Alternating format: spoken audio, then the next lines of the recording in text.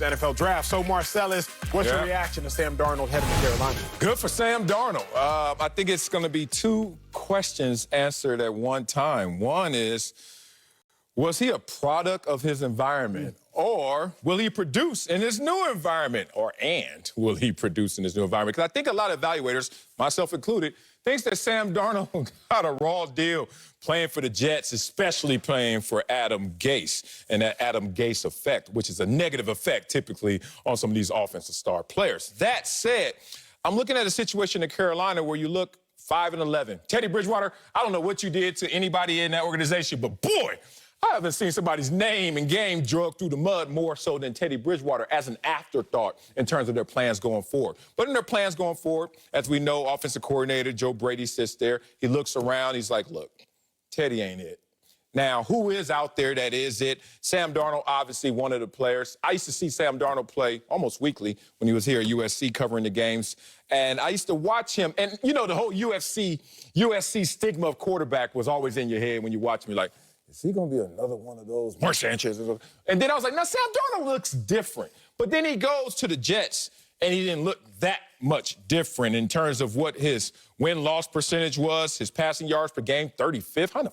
How you 35th in anything in the NFL when there's only 32 teams? You know how. When you're not a guy that's playing up to standard. Now, it's all on you, Sam Darnold. I think the opportunity is right for him to do well in Carolina. I don't think it's a team that's close, but certainly it will be beneficial for Sam Darnold to shine out there. I agree with that take. I'm going to say this. It's a huge win for Sam Darnold, and I think for the first time I've seen Joe Douglas make a move that I question. Let me tell you first, huge win for Sam Darnold. Remember Joe Brady, offensive coordinator for the Carolina Panthers. Joe Brady was the offensive coordinator at LSU when Joe Burrow had the historical season that broke all the records. The same Joe Burrow that couldn't beat out Dwayne Haskins at Ohio State transfers to LSU, and now he goes crazy because of Joe Brady. Keeping in mind, Joe Burrow is actually older than Sam Darnold. So give Joe Brady a young quarterback that has skill sets, that has the tangibles and intangibles that he can mold, and I think Sam Darnold will go ball like we all thought he could when he was made the number 3 overall pick just a few years ago. Yeah. Now, why is it a suspect move for the Jets? Because quarterbacks that are forced to start immediately always struggle. Whether it is, let me not say this, they don't always struggle, they don't necessarily maximize their potential. Whether it's going to be Justin Fields or Zach Wilson, now they're going to have to be thrust into the starting lineup right away. I said this before, I'll say it again. Last year's NFL MVP, Aaron Rodgers, he sat for 48 weeks before becoming the starter. The year before that, the MVP, Lamar Jackson, he sat for 9 weeks before becoming the starter. The year before that, the MVP, Patrick Mahomes, he sat for 15 weeks before becoming the starter. The year before that, the MVP, Tom Brady, he sat for 18 weeks before becoming the starter. The last 4 NFL MVPs have sat before being thrust into the starting lineup. So who was the worst quarterback last year statistically by passer rating? The man we're talking about now, Sam Darnold. He was thrust into the starting lineup right away. Huge win for Sam Darnold in that now he's coupled with Joe Brady, but I question the Jets because now that talented pick they will take with the number 2 overall pick will be forced to start right away. And when you are forced to start right away, that doesn't necessarily guarantee you long-term success, although it looks like success in the short term. Yeah, I mean, it may not be that deep. First, you got to just pull yourself out of this bad situation if you're the New York Jets and also put some focus on Adam Gase. Do or die for you, Adam Gase. Ryan Tannehill, much better player without Adam Gase. We can see it, 93 passer rating to 110.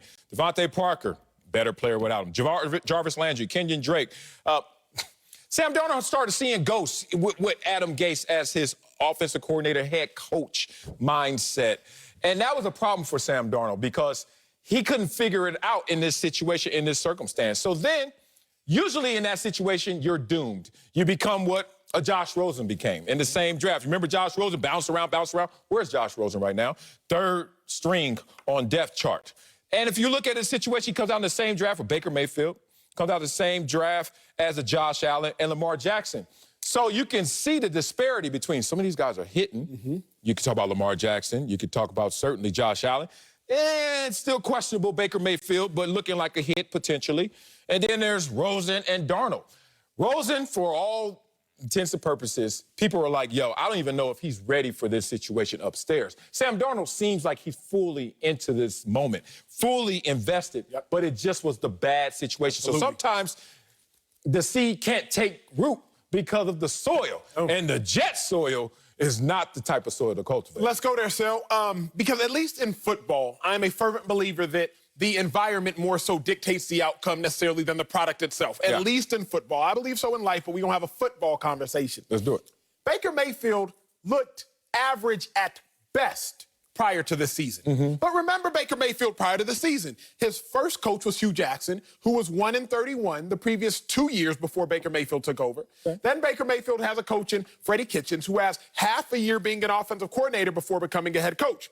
Meanwhile, Baker Mayfield also had a coach in Greg Williams for a temporary head coach in Greg Williams, who made a call so egregious this past season for the Jets, a team in question that we're talking about, that we questioned if Greg Williams was throwing the game. Then you brought in a competent head coach for Baker Mayfield and Kevin Stefanski, and all of a sudden, he's one of 5 quarterbacks in the NFL this year with more than 30 touchdowns and less than 10 interceptions. A coach can really make a player blossom. We've gone in an era of a day and age, Sal, where we put too much blame on players. Oh, this dude sucks. This dude is terrible. I just refuse to believe that these incredibly talented top-flight quarterbacks are all just terrible. I think they go to terrible organizations. So I refuse to believe that a quarterback like Sam Bradford was just that bad. But no, when you go to organizations like the Rams that are that bad at the time, all of a sudden, Sam Bradford can look that bad. I refuse to believe that Jameis Winston was just all that bad. But when you go to an organization like you mentioned in the Bucs that hadn't won since '02, all of a sudden you can look that bad. So a quarterback like Sam Darnold, you saw him. I was a college football analyst for 4 years prior to coming on this show, so I watched him in great detail. Sam Darnold was a dude. Now, he had some dudes with him, but he was a dude. All of a sudden, big dog, he's seeing ghosts. Worst passer rating in the league. That's not all on Sam Darnold. The Panthers will have a quarterback of the future, especially with Joe Brady. Now, the Jets really the team that people got to figure out, like, man, how long are they about to struggle? Because I think Sam Darnold is great now in good hands, and I think the Panthers are in better hands. Wow, so many things are going to get answered with this.